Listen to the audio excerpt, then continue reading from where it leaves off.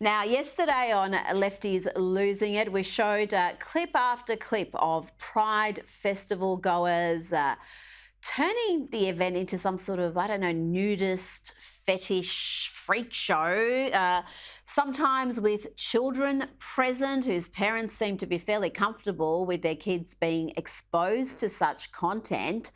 But you went to a Pride event and you spoke to people who seemed more upset with someone in a Trump shirt than nudity in front of kids.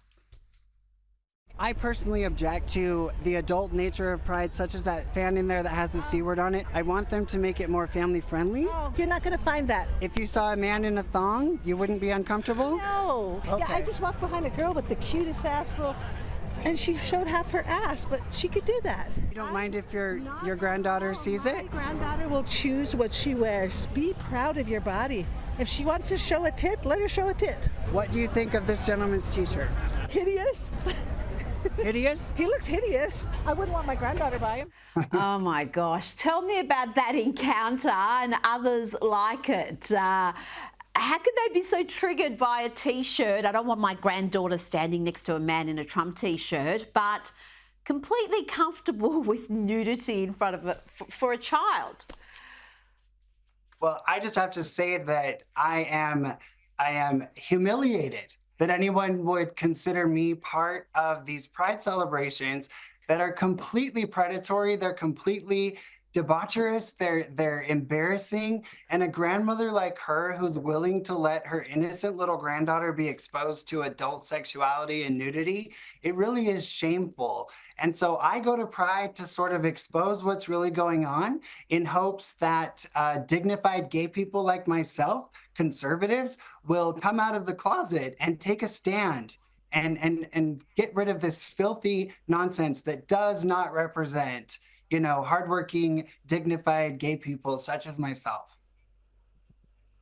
Well, there does seem to be a split. I've spoken on this program to a number of people who are members of the community, the wider community, including with recently Andrew Doyle and Douglas Murray, but a bunch of others too who say they don't feel connected to this Pride movement anymore. They don't see the point of where it's going and how it's been really captured by trans activists and some of the excesses of the trans activists. Now, you went along to another Pride rally, this time in Utah, and I was shocked to see that you were saying the most popular booth was something devoted to a satanic group. Tell me about this. Yes, this was a devastating experience. I've never felt so awful, and I've never felt so much evil in one place. They were the Satanic Temple, and they were unbaptizing Christians by putting blood on their faces and unbaptizing Christians and shouting, "Hail Satan." And it was the longest line at that Pride festival. And I think people just don't realize that the modern LGBTQIA agenda really is in alignment with anti-family, anti-Christian values. And the transgender movement, especially for children, I would consider that satanic, to mutilate children's bodies. So that's why I disavow Pride. I do not find a need to celebrate my sexuality. I don't even care.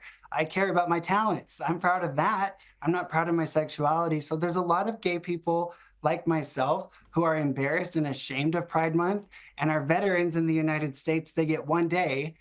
They died for our, you know, people who died for our freedoms get one day, and yet these explicit perverts in Seattle and San Francisco walking around naked, they get an entire month to celebrate this nonsense. So that's why I became a public figure and I speak out.